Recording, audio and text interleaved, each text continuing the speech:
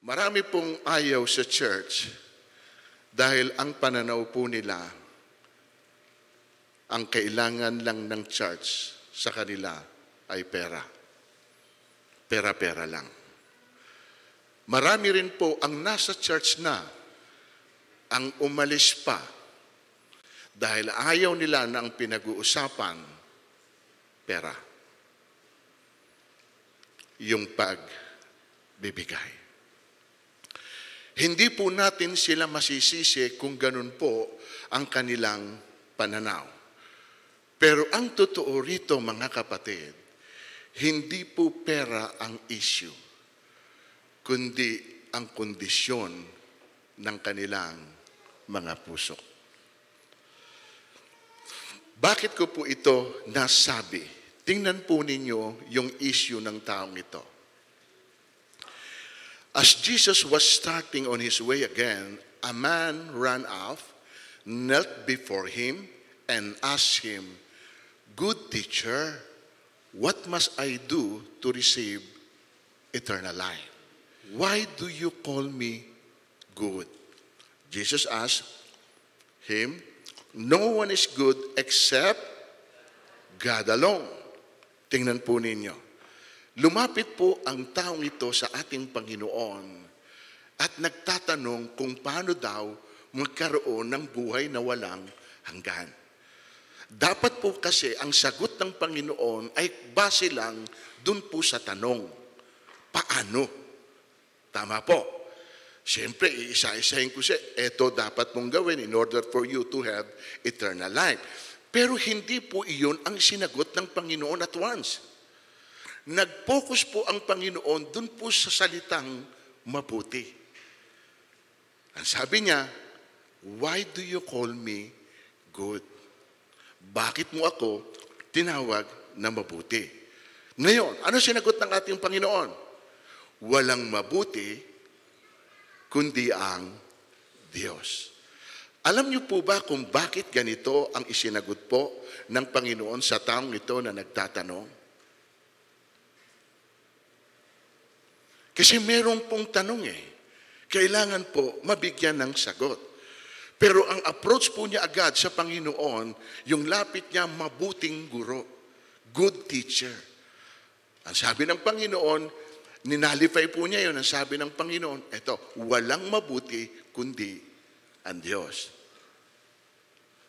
Tingnan natin. You know the commandments. Do not commit murder. Do not commit adultery. Do not steal. Do not accuse anyone falsely. Do not cheat. Respect your father and your mother. Teacher, the man said, ever since I was young, I have obeyed all these commandments. Ang sinagot po niya sa tanong ni Lord, ginawa ko na po ang lahat ng yan nung ako'y bata pa. So ano po ang gustong ipaabot nung taong ito kay Lord? Sa statement po niya na siya ay mabuti. Kita nyo?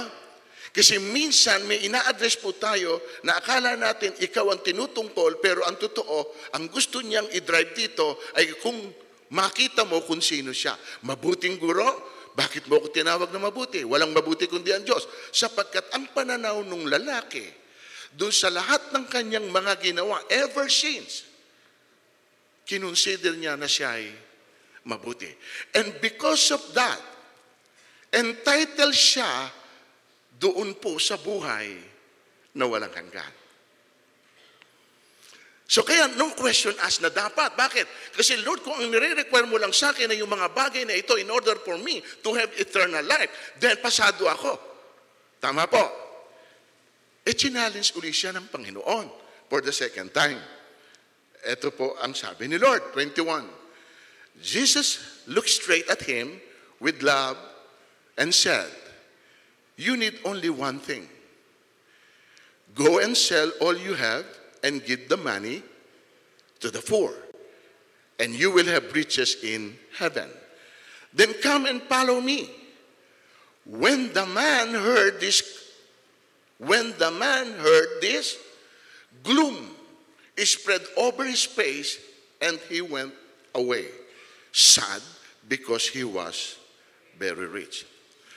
Kung ang issue po dito ay pera, wala akong problema dun sa tao. Why? Sapagkat siya'y yaman. It's easy for him to give. Pero hindi po kasi yun ang issue dito, kundi yung kondisyon ng kanyang puso na iniisip niya dahil nagawa niya yung lahat ng ito, pwede na po siya doon sa hinihingi niya. Pero dito, tiningnan siya ng Diyos. Eto, Tagalogin natin. Magiliw siyang tiningnan ni Jesus at sinabi, may isang bagay pa na dapat mong gawin. Ipagbili mo ang iyong mga ari-arian at ibigay mo sa mga mahirap ang pinagbilan at magkakaroon ka ng kayamanan sa langit. Pagkatapos, bumalik ka at sumunod ka sa akin. Nang marinig ito ng lalaki, siya'y nanlumo at malungkot na umalis sapagkat siya'y lubhang napakayaman. Anong nakita po ninyo na mas mahalaga doon po sa tao? Yung hubang buhay na walang hanggan o yung kanyang kayamanan? You see? Hindi pera ang issue ng lalaking ito. Amen? Ang issue rito ay yung pong puso patungkol sa pera. Dahil dito po siya sinubukan ng ating Panginoon kung ano ang mas mahalaga sa kanya. At dito po siya nabigo. Para kasi po sa Diyos, you cannot have both God and Mammon. Walang aliping makapaglilingkod ng sabay sa dalawang Panginoon. Sapagkat kapuputan niyang isa at iibigin ang ikalawa. Paglilingkuran ng tapat ang isa at hahamakin ang ikalawa. Hindi kayo maaaring maglingkod ng sabay sa Diyos at kayamanan. Now, pinilit po ba ng Panginoon yung lalaki na ibigay nga yung hinihingi ng Diyos sa kanya? Pinilit po ba? Hindi po, right? Hindi pinilit ng Panginoon. So, church, wag po nilang gagamiting issue ang pera kasi hindi sila pinipilit ng Diyos na magbigay sapagkat ayaw ng Diyos ng napipilitan. Ayaw ng Diyos. Okay? Ang bawat isa ay dapat magbigay ayon sa sariling pasya, maluwag sa loob at sapagkat iniibig ng Diyos ang kusang, nakita po ninyo, ayaw ng Diyos ng pilitan, ayaw ng Diyos ng napipilitan. Kung ayaw nilang magbigay, okay lang. Kung ito po ay burden sa kanila, kung sila'y nabibigatan para dito, wala pong mamimilit sa kahit na kanino sa kanila. Pero wag naman sanang gamitin nila yung bagay na ito para lumayo sila sa church at sa Diyos. Amen.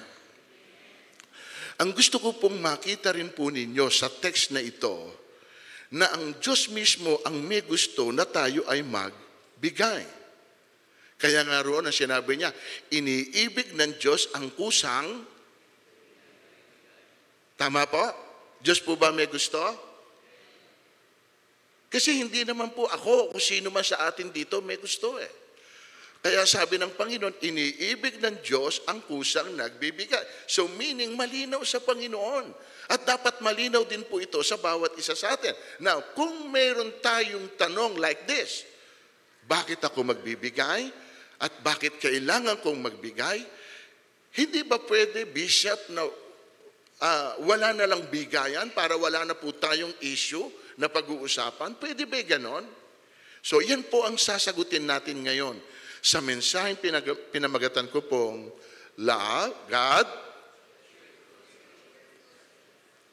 God loves a cheerful giver. Now, bakit ko po ito dinalang ngayong topic sa inyo? Gusto ko po kasi na masettle po whatever issue na meron po ang sino man. I'm not saying kayo ito, no? Pero if ever na merong mag-arise ng mga ganun pong klaseng issue sa isipan ng sino man, Kristiyano man o baguhan man.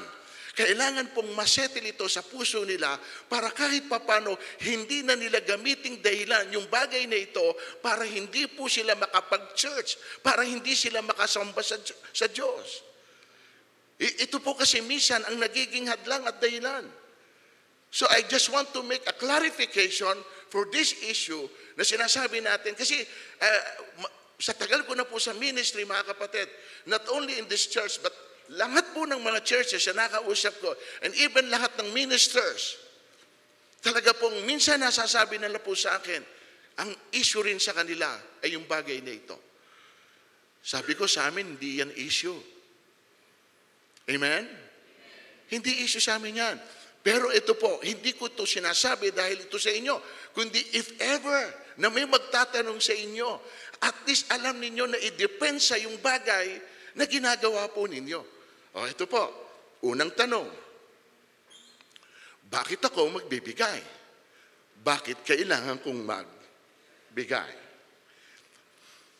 Giving to God is an act of worship, obedience, trust, love, and gratitude.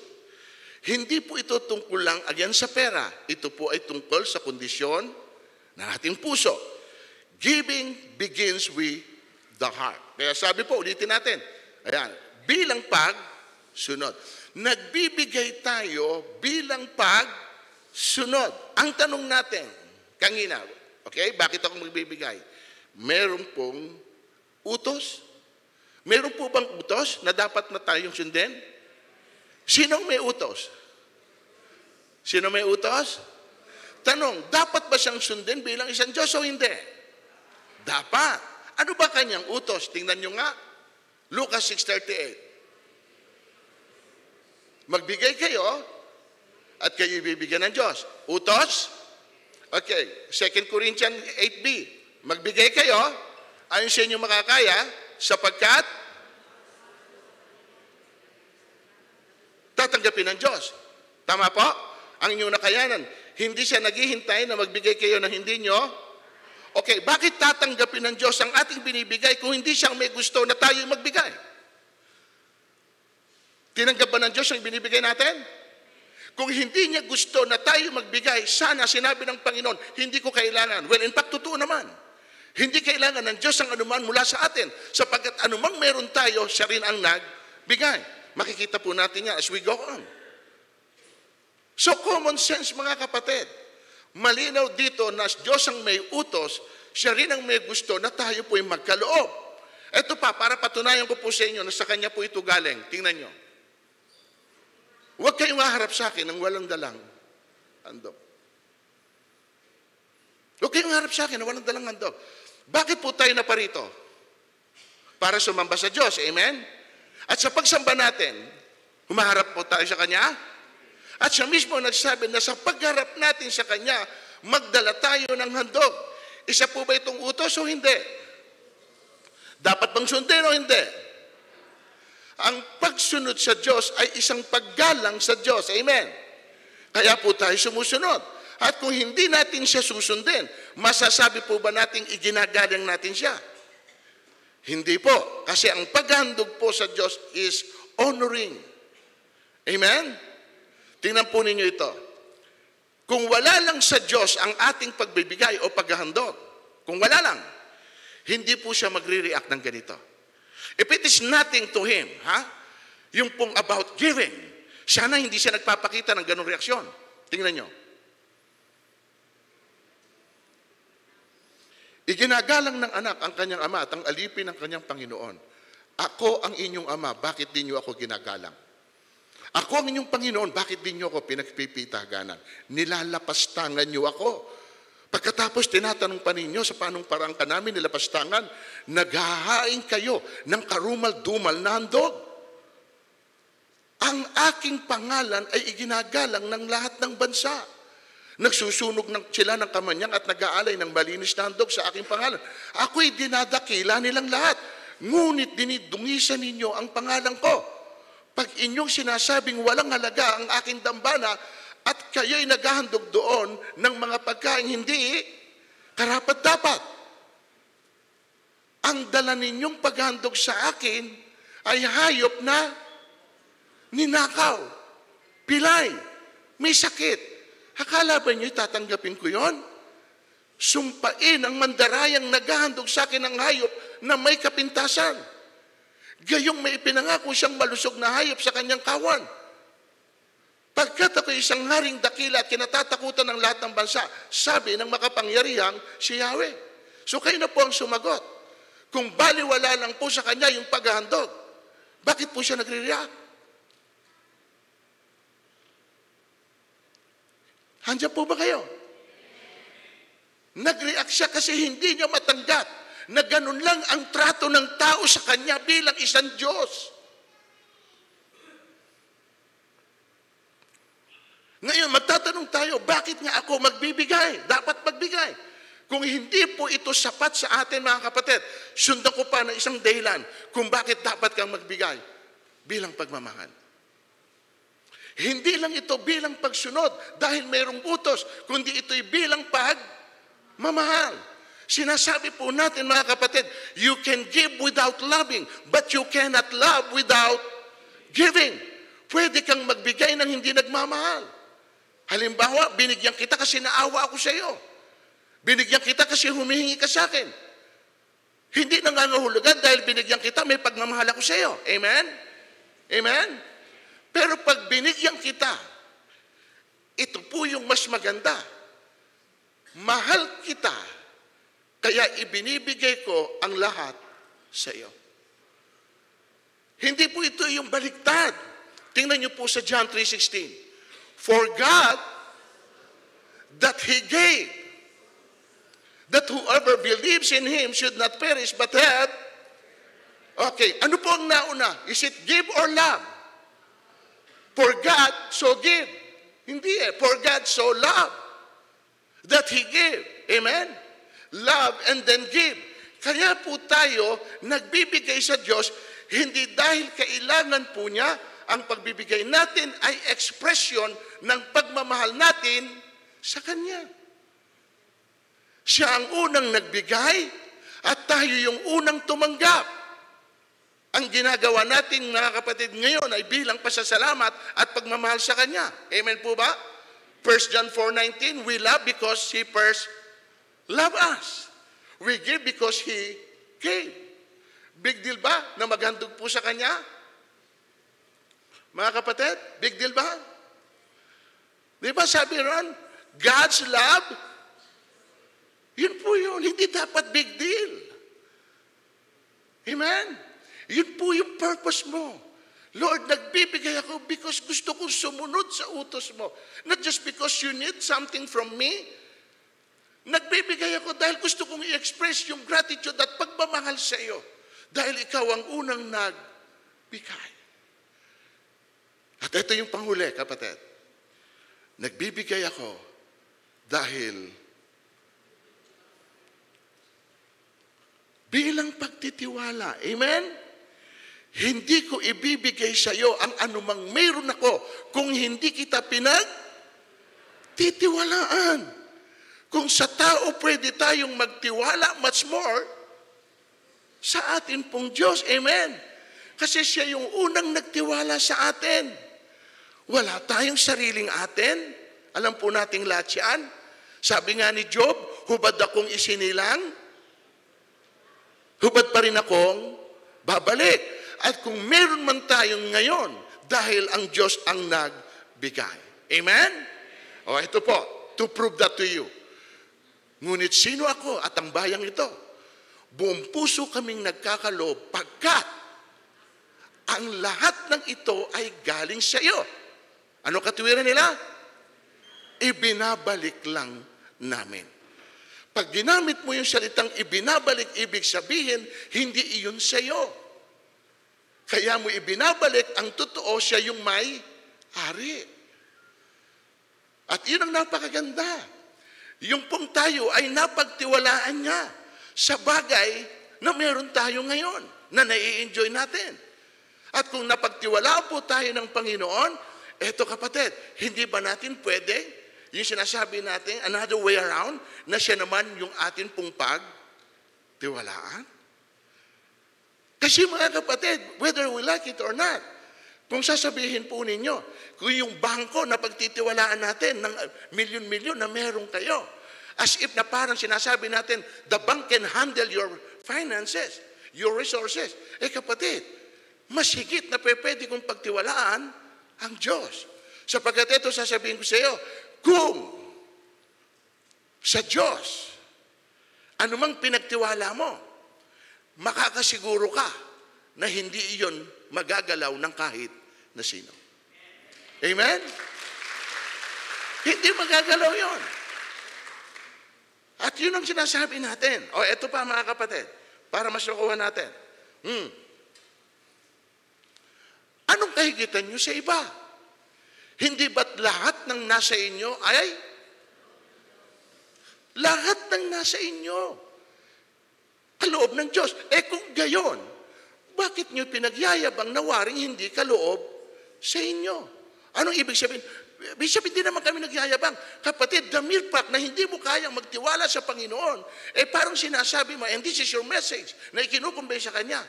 Ano yun? Pinagyayabang mo na yung sa'yo. Tama po? Mga kapatid, lahat ng sa atin kaloob ng Diyos, siyang unang nagbigay, siyang unang nagtiwala. Ngayon tayo naman ang tinatanong niya, kaya ba nating ipagtiwala sa Kanya ang anumang bagay na ibinibigay niya? Kaya ba natin? Kasi ang Panginoon, kahit tayo hindi katiwa-tiwala, pinagtiwalaan tayo. Amen? Anuman meron kayo, alam ninyo, bigayan ng Diyos. So therefore, pinagtiwalaan tayo ng Panginoon. Ang iba nga sa atin dito, masigit yung bagay na ipinagtiwala in comparison sa iba. Pero hindi pwede, kapatid, na masigit yung pinagtiwala sa iyo, hindi ka rin po hanapan ng Panginoon na pwede mo rin bang ipagtiwala ito sa Kanya. Ito po, tingnan ninyo. Itiwala mo kay Yahweh. Itiwala mo kay Yahweh ang iyong mga gagawin at magtatagumpay ka sa lahat ng iyong layunin. Huwag mong ikabahala. Itiwala, sabi niya, itiwala mo kay Yahweh. Saan ba tayo? Huwag mo ikabahala ang sinasabi ng iba. Magtiwala ka kay Yahweh, mapapanatag ka. 1 Peter 5:7, ipagkatiwala niyo sa Kanya ang inyong mga kabalisahan sapagkat siya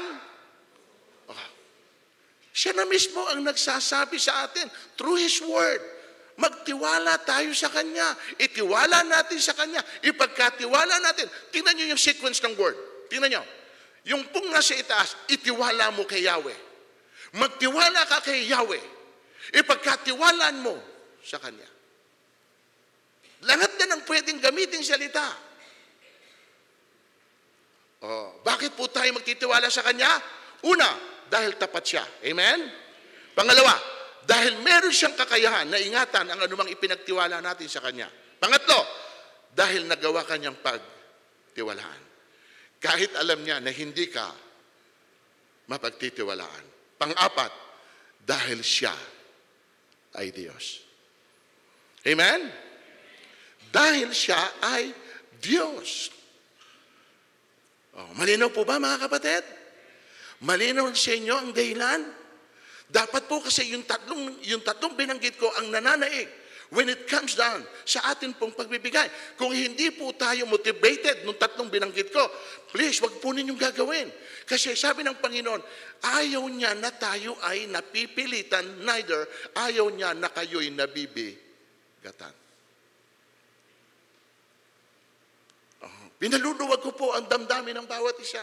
Kasi may feeling guilty tayo minsan Lalo na nga, sinasabi natin, most of the preacher na sinasabi, pag hindi kayo nagbigay, may sumpa sa buhay nyo. Ito siyempre, mapipilitan ka magbigay.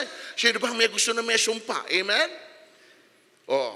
Pag hindi kayo magbigay, may mga bagay din mawawala siya. Mapupunta yan saan? Kung hindi mapupunta yan sa sakit, mapupunta yan kung saan, hindi mo rin pakikinabangan. May mga bagay na pananakot na minsan ginagamit po para lamang maobliga ang isang tao na kahit hindi naman po niya gusto, mapipilitan siyang magbigay dahil mayroon siyang takot sa Diyos. Hindi po gano'n ang gusto nating mangyari. Amen? Pagka hindi nyo kaya, don't do it. hindi po nagmumula doon sa pagsunod, sa pagmamahal, at sa pagtitiwala. Huwag po kayong magbibigay. Wag. Ako na po ang nagsasabi sa inyo. Dahil po kapag ka mabigat ang loob nyo sa isang bagay na ginagawa ninyo, wala rin pong blessing na kapalit po ito. Amen? O eto ngayon. Sabi kanina, letter A, bakit ako magbibigay? O eto yung B, paano ako dapat magbigay? Number 1, sacrificial giving. Ibig kong ibalita sa inyo, mga kapatid, ang nagawa ng pag-ibig ng Diyos sa mga iglesia sa Macedonia. Dumana sila ng matinding kahirapan. At ito'y isang mahigpit na pagsubok sa kanila. At sa kabila ng kanilang paghihikahos, naghihirap? May financial struggle? Naghihikahos, amen? Pero sa kabila daw ng kanilang paghihikahos, ano attitude nila? Sa nakakita, kapatid, kapos na. May financial crisis na. Kapos na. Pero when it comes to giving, bakit masaya sila? That's the kind of attitude na hindi mo tinitingnan kung ano yung tunay mong kalagayan at sitwasyon. Kundi ang tinitingnan mo, meron kang isang Diyos na pwedeng pagtiwalaan na nakikita niya kung ano ang iyong kalagayan. And in doing that, it is trust. Kasi hindi mo na kayang baguhin ang sitwasyon mo. Doon sa kondisyon na meron ka ngayon. Dahil alam mo, kapos nga eh. Pero pag nakita ng Panginoon, yung attitude mo sa mga bagay, lalo na't may kaugnayan sa Panginoon, dahil gusto mong ipaabot sa Kanya yung iyong pagmamahal, yung iyong pagsunod, at yung pagtitiwala, may galak ka. At bukas ang palad sa pagbibigay.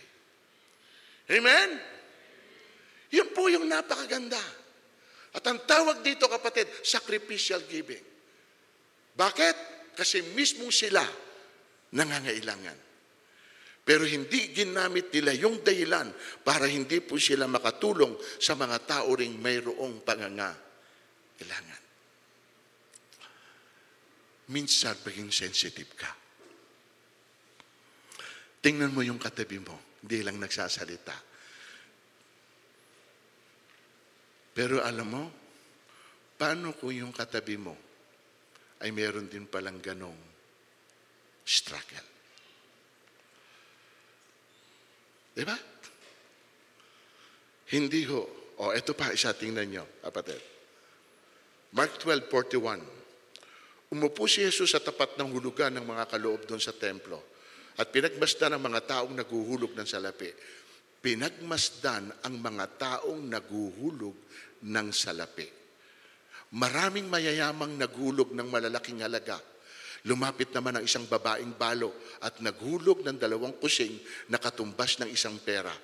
Tinawag ni Jesus ang kanyang mga alagad at kanyang sinabi, sinasabi ko sa inyo, ang dukhang balong yon ang naghulog ng higit sa kanilang lahat, sapagkat ang iba'y nagkaloob ng bahagi lamang ng hindi nila kailangan, ngunit ibinigay ng balong ito na dukhang-dukha ang buo niyang ikakabuhay. The widow gave all she had. That is sacrificial giving. Di niyo napansin? Bakit na-notice ito ng Panginoon? Yung pong hinulog ng balo. Bakit niya alam? Kasi nandoon po siya at pinagmasdan niya habang naguhulog yung mga tao doon sa templo. O Lord, bakit mo naman pinagmamasdan? Tinitingnan mo ba kung sino ang nagbibigay at kung sino yung hindi? Minsan nga akong maupo rito mamaya. Pagkatapos ng atin pong service, mauupo ako at titingnan po kung magkano ang mga inuhulog ninyo. At i-announce ko, ang pinakamagandang ibinigay ay ikaw.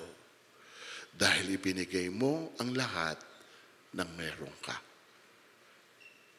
Sino gagawa nun? Yung balo, iyon na lang. Kaya ho sinabi ng Panginoon, mas higit yung kanyang ibinigay. Amen? Pero ang gusto kong ma-picture nyo ron, eto. Interesado ba ang Diyos sa binibigay ng bawat isa? Interesado? Wala nang makasagot. Interesado ba ang Diyos?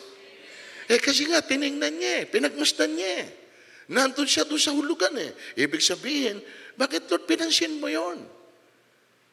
Meron siyang mensahe na gustong ipaabot. Na tinitingnan din ng Diyos yung manner ng atin pong pagbibigay. Kung paano tayo magbigay. Ito pa, tingnan niyo to. When we say sacrificial, Gawa 2:44. At nagsama-sama ang lahat ng sumasampalataya at para sa lahat ng kanilang ari-arian, ipinagbili nila ito at ang pinagbilhan ay ipinamahagi sa lahat ayon sa pangangailangan ng bawat isa. Kaya natin dito? Ulitin ko At nagsama-sama ang lahat ng sumasampalataya at para sa lahat ang kanilang ari-arian, ipinagbili nila ito at ang pinagbilhan ay ipinamahagi sa lahat. Okay. Lahat tayo may ari-arian. May mga lupa kayo, right? May mga bahay kayo, right? Tama. Ibenta natin lahat sabay-sabay. At ipamahagi natin sa mga mahihirap yung pera, yung ating pinagbilhan. Kaya natin? Kaya natin? Hindi natin kaya. Pero dito kapatid, tingnan nyo, nagawa nila Diba? Pinagsama-sama nilang kanilang ari-arian at ipinamahagi sa pangangailangan ng bawat isa. Ito yung kapatid, hindi pa tayo umaabot sa level nila. Na to the point na sasabihin mo, Bishop, nakahanda na po ako. Ito po yung lahat ng title ng lupa't bahay namin. Sige na, bahala ka na, ipagbili mo na at ipamigay mo na kung sino nakikita mong kapos dyan. Pagka may gumawa nun, palagay ko, rapture na. Yung tayo paakyat na. Amen? Kasi aanin pa natin nun. Kung inaangat na, kung tayo inaangat na ng Panginoon at isinasama na tayo, siguro isisigaw natin, bahala na kayo dyan, kung ano yung makukuha nyo, kaisa inyo na yan. Hindi mo na iintindihin yung bagay na yun. Bakit? Kasi hindi na yun ang mahalaga sa iyo. But for now, hindi pa natin kayang gawin. Bakit? Paano kung hindi pa dumating si Lord? Parang kawawa ka na ipamigay kong lahat kay ari-arian ko. Tama? At ang sino mang makakakilala sa iyo sa bagay na ginawa mo, ano sasabihin sa iyo? Pag nalaman ng mga nakakakilala sa iyo na gano'n ang ginawa mo, ipinamigay mo na ang lahat ng title at mga ari-arian mo, anong pwede lang sabihin sa iyo?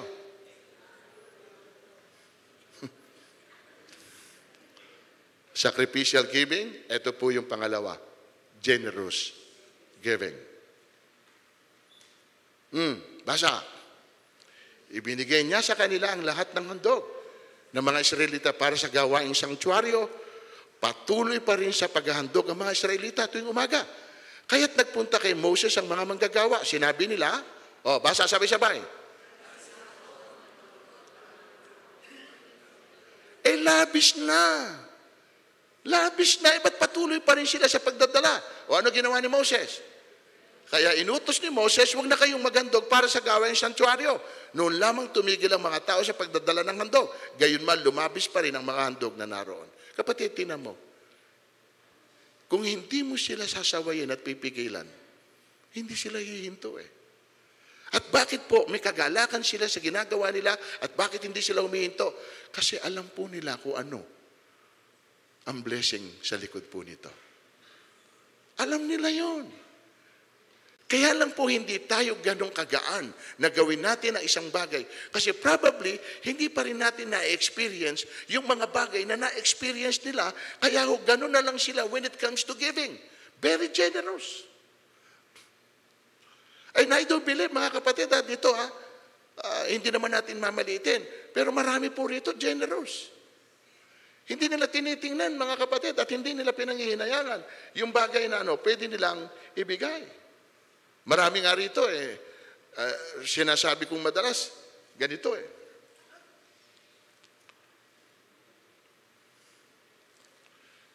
Alam niyo bang marami yung nagbibigay dito na wala hong pangalan?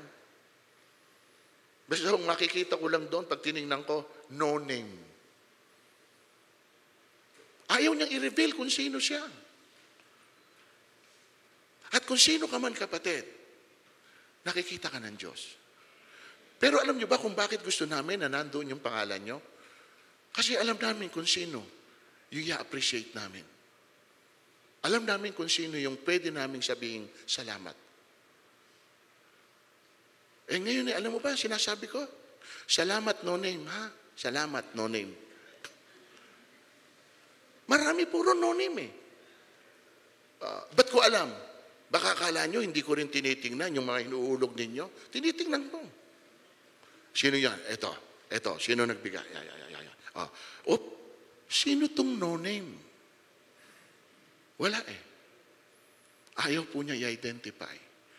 Meron siyang prinsipyong ganito. Ang ginawa ng kanan, huwag na ipaalam sa kaliwa. Hayaan mo na lang ang Diyos ang magsukli sa akin. Pero napakabigat naman na pasalamatan mo yung tao na hindi mo kilala kung sino. Amen? Pero okay lang yun. Okay lang yun. Ito yung pangatlo, mga kapatid. Number 1, sacrificial giving. Pangalawa, generous giving. Pangatlo, giving according to ability. Ito po. Magdala sila ng handog tuwing ayon sa kanilang saan ngayon nakadepende?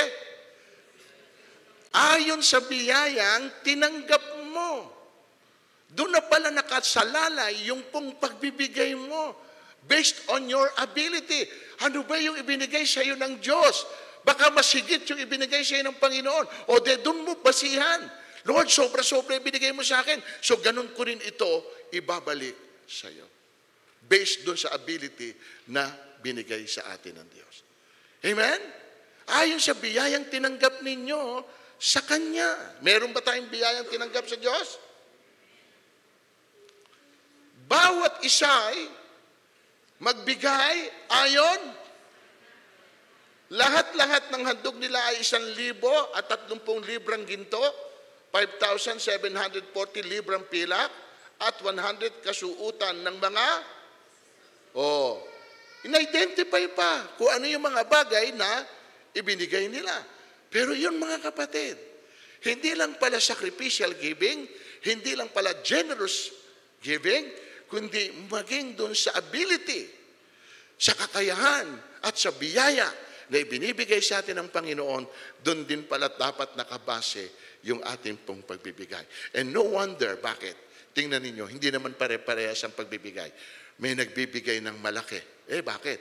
Bakit may nagbibigay ng maliit? Kasi ganun lang ang kanyang tinanggap. Bakit may nagbigay ng malaki? Kasi mas malaki ang kanyang tinanggap. So doon po ngayon sila nakabase ayon sa kanilang biyayang tinatanggap. Amen? And here is my conclusion.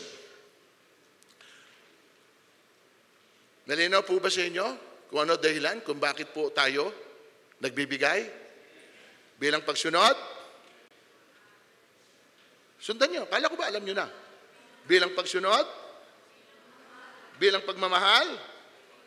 Bilang? Malinaw na? Na kaya ka nagbibigay. Sabi mo sa katabi mo, kaya ka nagbibigay dahil sa pagsunod? Dahil sa magiging magaan na ang loob ng bawat isa sa atin kapag ikay nagkakaloob. Bakit? Kasi malinaw sa iyo na ang motivation mo, kaya ka nagbibigay dahil gusto mong sumunod, dahil nagmamahal ka, dahil nagtitiwala ka. Sana po, naging malinaw nga ito. At kung paano tayo magbigay, kayo na po ang magpasya.